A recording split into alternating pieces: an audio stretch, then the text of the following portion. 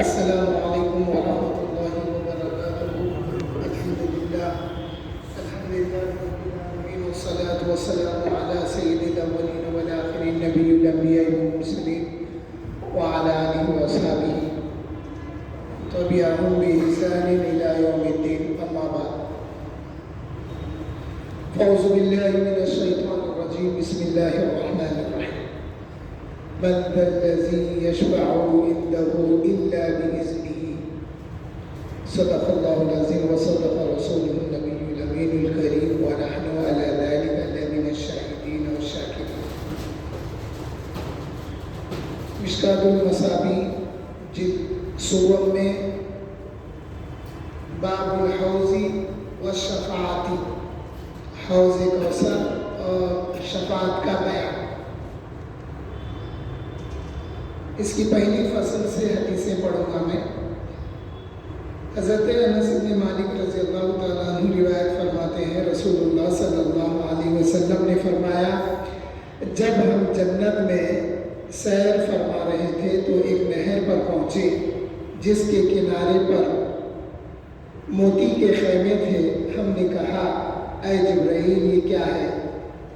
جبرائیل نے عرض کیا، یہ وہ کوثر ہے جو آپ کے رب نے آپ کو عطا فرمایا۔ اس کی مٹی خالص مشک تھی۔ حضور فرما رہے ہیں جنت کی جو مٹی تھی وہ خالص مشک تھی۔ اب یہاں پہ غور طلب بات یہ ہے، آقا کریم صلی اللہ علیہ وسلم نے فرمایا جب ہم جنت میں سیر فرما رہے تھے۔ میں بھی فرما سکتے تھے، حضور نہیں سیر کیے جنت کی، تو آقا نے فرمایا کہ جب ہم جنت کی سیر کیے تو معلوم ہوا آقا کے ساتھ کوئی اور بھی ہے۔ تو یہ بات تو معلوم ہوئی کہ جبرائیل ساتھ تھے۔ اگر جبرائیل ساتھ ہے اور جبرائیل سے آقا پوچھ رہے ہیں کہ جبرائیل یہ کیا ہے، تو پھر ہم کہنے کی کیا ضرورت ہے؟ تو معلوم ہوا سبحان الذی اسری بعبدہ، اللہ فرمایا کہ پاک ہے وہ ذات جس نے اپنے بندے کے ساتھ سیر کی۔ تو یہاں پہ یہ بات انڈرسٹوڈ ہے کہ نہ صرف اللہ تعالیٰ اپنے محبوب کے ساتھ مکے سے بیت المقدس تک ساتھ تھا، بلکہ جنت میں بھی ساتھ تھا۔ حضرت ابو ہریرہ رضی اللہ تعالیٰ عنہ سے روایت ہے، نبی کریم صلی اللہ علیہ وسلم نے فرمایا، لوگوں میں زیادہ کامیاب میری شفاعت سے قیامت کے دن وہ ہوگا جس نے اپنے خالص دل سے یا خالص نفس سے کہا لا الہ الا اللہ اور محمد رسول اللہ۔ انڈرسٹوڈ ہے یہ بات۔ حضرت حذیفہ رضی اللہ تعالیٰ عنہ سے شفاعت کی حدیث کے بارے میں ایک روایت یہ ہے، رسول اللہ صلی اللہ علیہ وسلم نے فرمایا کہ امانت اور صلہ رحمی، یہ دو چیزیں، امانت داری اور صلہ رحمی، یہ دو چیزیں بھیجی جائیں گی پل صراط پر، اور وہ پل صراط کے داہنے بائیں کھڑے ہوں گے۔ پل صراط پر سے گزرنے والا گزر رہا ہے تو سیدھی جانب اور بائیں جانب اس کے لیے اس نے جو صلہ رحمی کی، اس نے جو وہ امانت داری کا حق ادا کیا، ایسے بندے کے لیے اس کی صلہ رحمی اور اس کی امانت داری پل صراط کے دائیں اور بائیں کھڑے ہوں گے۔ تو پھر ان کے کھڑے ہونے سے ہوگا کیا؟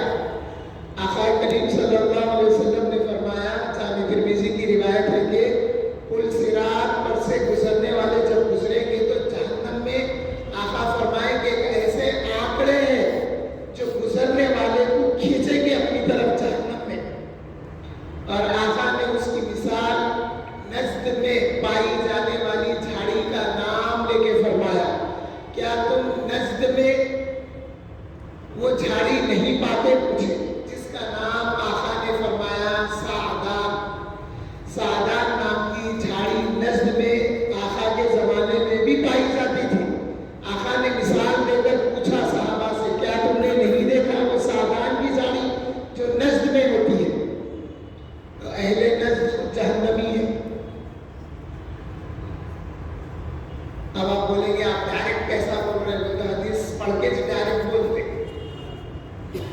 ایک موقع پہ اہل یمن دعا کروائے، آقا دعا کیے، اہل نجد بولے یا رسول اللہ ہمارے لیے بھی دعا کریے، آقا خاموش ہو گئے۔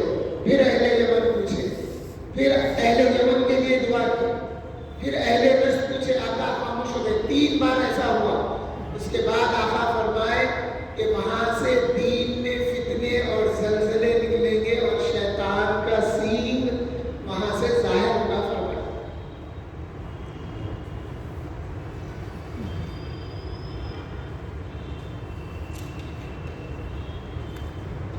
اب اہل اسلام میں جو علاقہ ہے نجد کا، وہ علاقہ جہنمیوں کا مشہور ہو گیا، جہاں سے فتنے فساد پیدا ہو رہے ہیں، ہوتے رہیں گے۔ لوگوں میں جب معلوم ہو گیا تو یہ لوگوں نے وہ علاقے کا نام بدل کے آج کا جو ریاض ہے، سعودی عرب کا کیپٹل، وہ نام پہلے نجد تھا۔ نجد اور حجاز 2 علاقے الگ الگ تھے۔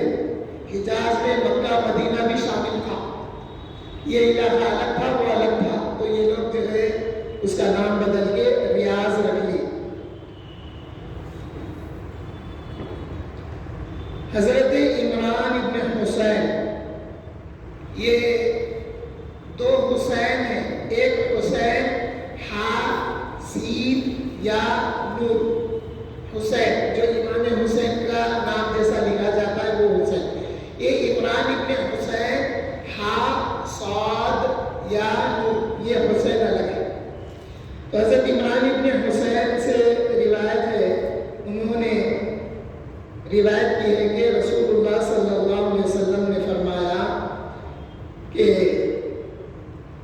محمد مصطفیٰ کی شفاعت سے ایک قوم آگ سے نکالی جائے گی، یعنی آقا خود اپنا نام لے کر فرما رہے ہیں کہ ایک قوم آگ سے نکالی جائے گی جو جنت میں داخل ہوں گے، آگ سے نکلیں گے جنت میں جائیں گے، ان کا نام جہنمیین رکھا جائے گا۔ کیوں؟ پہلے سے جو جنت میں ہیں وہ تو جنتی ہیں، اب یہ جو جہنم سے نکلیں گے تو ان کی صفت یہ ہوگی کہ وہ کوئلے کی طرح جلے بھنے ہوں گے۔ اللہ تعالیٰ ان کو نہر حیات پر ڈالے گا۔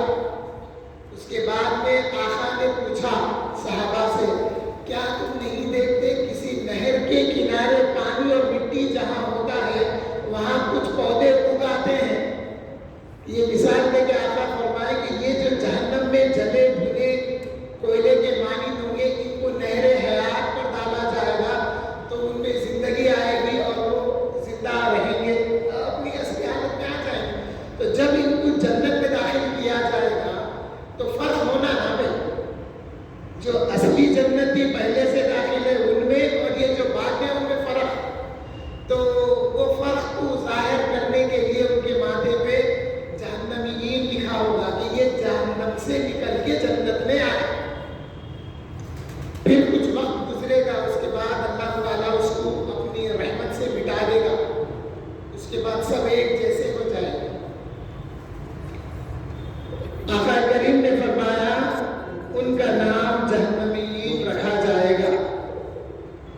اور ایک روایت میں ہے کہ میری امت میں سے ایک قوم میری شفاعت کی بنا پر آگ سے نکالی جائے گی جو جہنمی نام دیے جائیں گے۔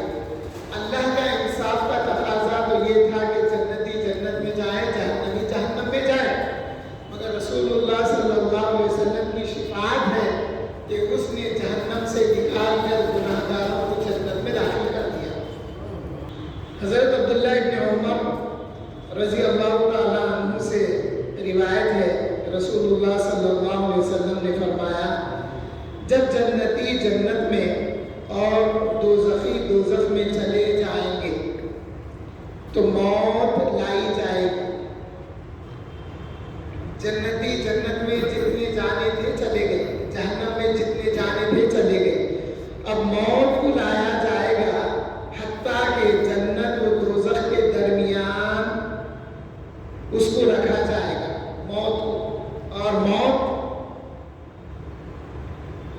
دمبے کی شکل میں اللہ تعالیٰ موت کو لائیں گے جنت اور جہنم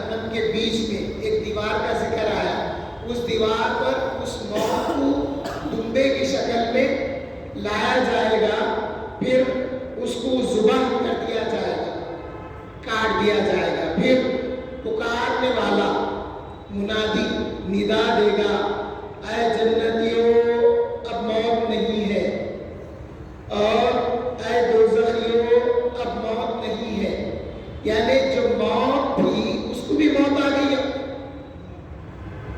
اب نہ جنتیوں کے لیے موت ہے نہ جہنمیوں کے لیے موت ہے، تو جنتی لوگوں کو خوشی پر خوشی بڑھ جائے گی اور دوزخی لوگوں کو غم پر غم زیادہ ہو جائے گا کہ اب جہنم سے چھٹکارا نہیں ہے۔